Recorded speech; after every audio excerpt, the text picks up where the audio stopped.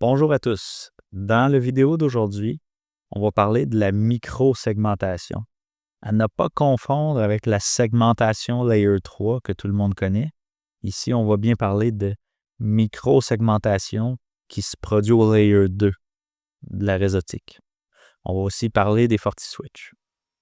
Donc, dans le contexte des best practices d'utiliser les firewalls Fortinet, comme on a déjà vu dans toutes mes vidéos précédentes, l'idée, c'est d'avoir la visibilité maximale sur tous nos types de trafic.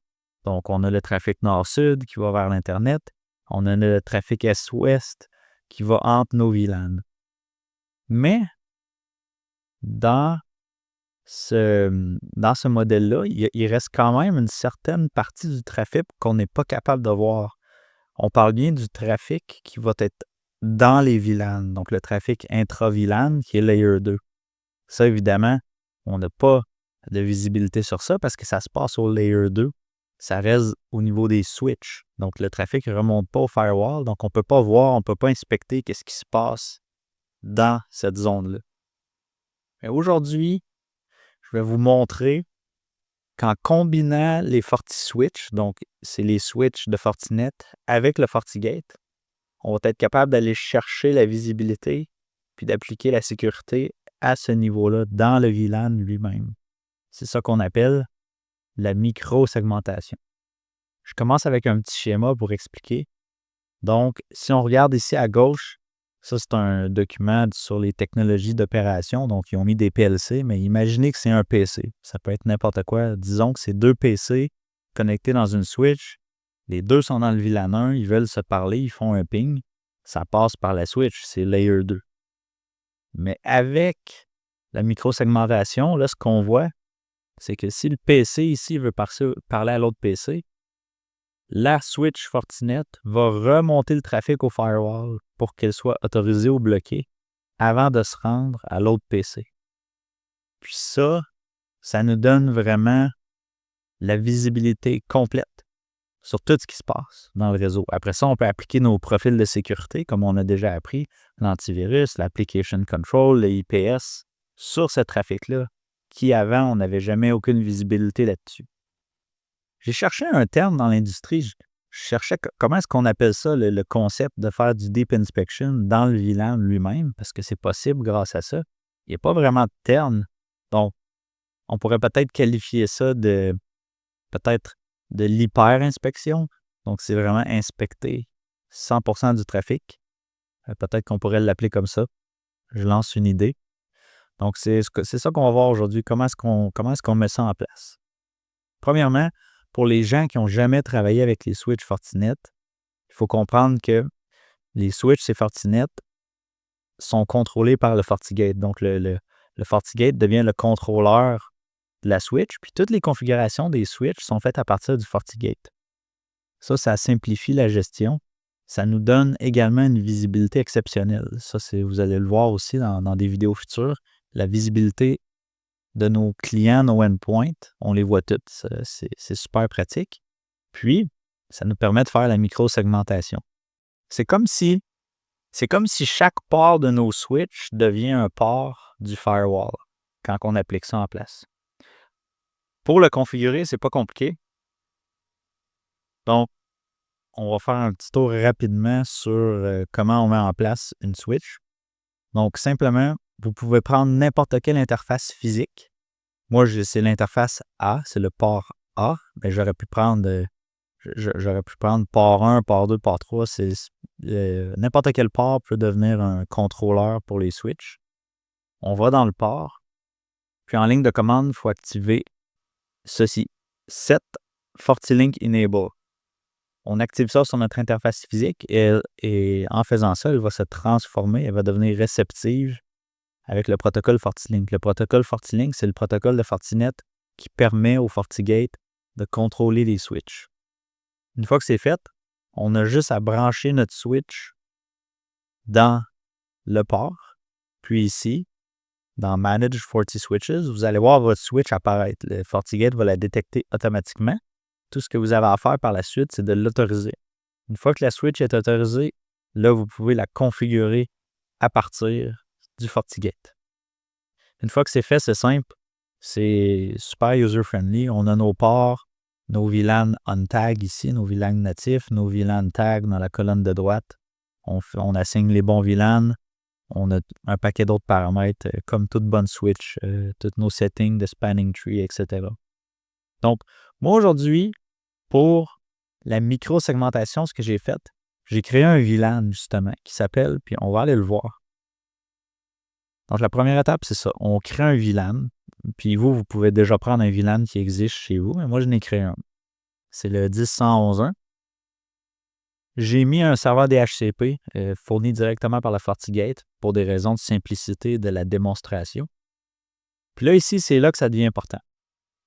L'option bloc intra-VLAN trafic. Ça, c'est la première chose qu'on va activer. Ça va faire en sorte que par défaut, le trafic dans le VLAN lui-même va être bloqué. Donc, c'est la première option qu'on active. Ensuite de ça, on va configurer une option qui s'appelle Config System Proxy ARP.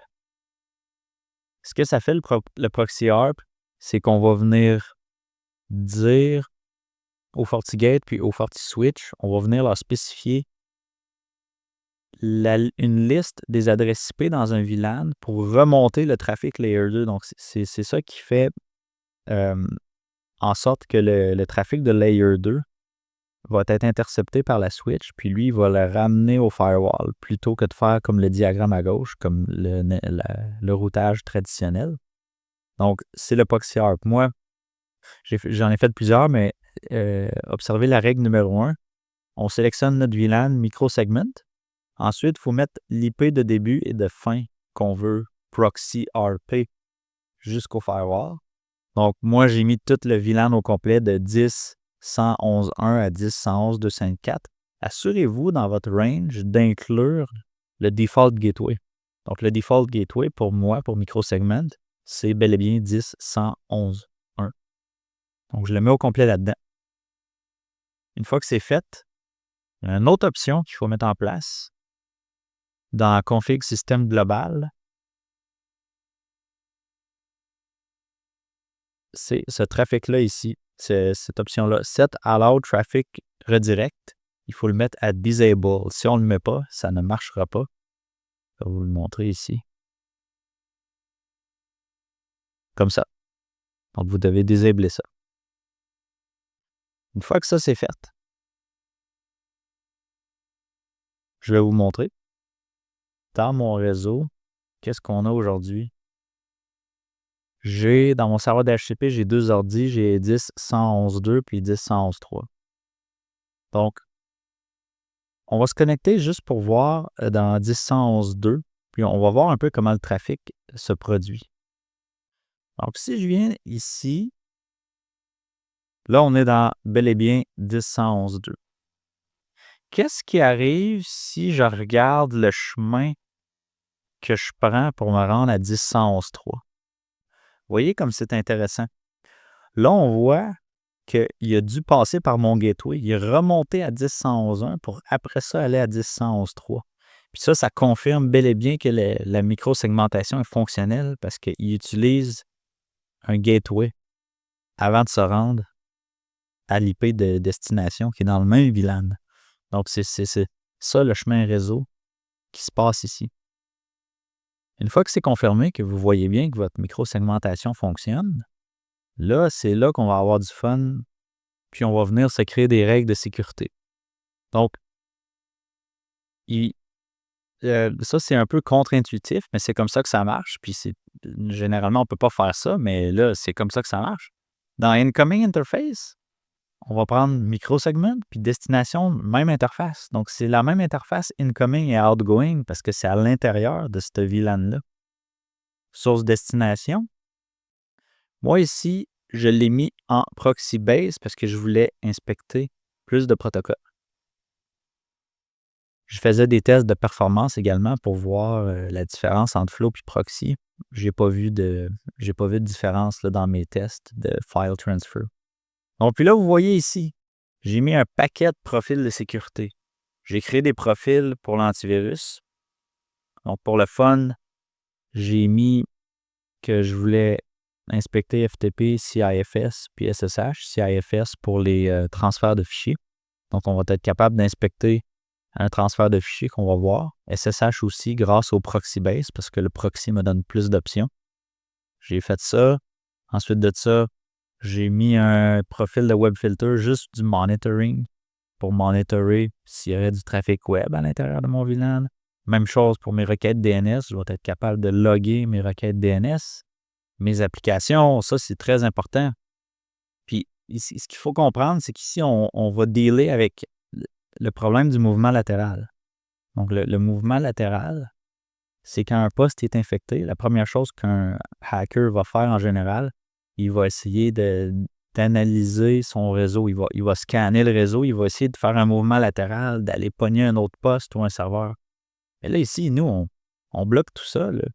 Il n'y a personne qui scanne aucun autre ordi dans le même VLAN. Il n'y a personne qui fait du RDP. Il n'y a personne qui fait du remote. On contrôle tout.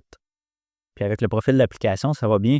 Vous pouvez bloquer toutes les applications de remote access comme du RDP dans le VLAN. Fait qu'il n'y a personne qui peut faire du RDP sur un autre poste. C'est tout barré. Moi, je l'ai autorisé dans mon cas. J'ai fait une exception parce que je l'utilise pour faire des tests, mais normalement, on bloque ça. Donc, on peut. Puis là, avec toute la visibilité dans nos logs, on voit toutes les applications qui sont utilisées par nos ordinateurs. On peut mettre aussi du IPS. Pour ce test-là, j'ai mis du IPS juste sur les systèmes d'opération Windows. Donc, direct là, je fais du IPS. J'analyse, je peux capturer toutes les vulnérabilités qui tenteraient d'être exploitées dans mon VLAN. Et évidemment, le Deep Inspection. Donc, ça, c'est ma règle. Puis, je l'autorise. Donc, par défaut, c'est sûr que c'est une bonne idée de l'autoriser pour commencer, pour voir ce qui se passe. Après ça, vous pouvez resserrer les règles, fermer tout ça. Donc, qu'est-ce qui arrive?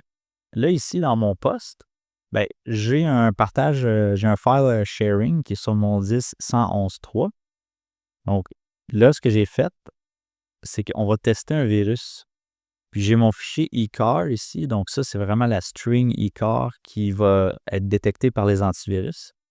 Là, je vais le prendre, puis je vais essayer de copier le fichier dans mon ordi par le protocole SMB CIFS. Je le copie, il est copié, ça a marché. Mais si je l'ouvre, il n'est plus là. La string malicieuse a été enlevée. Si je vais voir dans mes logs d'antivirus, et voilà, 16h21, c'est exactement maintenant. On voit que dans mes logs, mon firewall a bloqué le ecar.com.txt, le payload malicieux du fichier. Donc ça, c'est extrêmement significatif parce que maintenant, on est capable d'appliquer du Deep Inspection, de l'IPS, de l'antivirus, du contrôle applicatif dans notre VLAN. À l'intérieur de lui-même, intra, c'est extrêmement puissant. C'est comme je disais tantôt, c'est de l'hyper-inspection, littéralement. On inspecte tout. Puis si on va voir les logs, ça, c'est encore plus merveilleux. Si je regarde les logs ici, Show Matching Logs, je vais peut-être y aller par mon Foxy Analyzer pour montrer l'historique. Regardez ça, on voit littéralement, on voit l'historique des communications entre ces deux postes-là. On voit tous mes pings, les file sharing, toutes les applications sont détectées par le Application Control. On voit absolument tout. Donc ça nous donne énormément de contrôle du point de vue de la sécurité, du point de vue de la visibilité. Troubleshooting, c'est extrêmement puissant.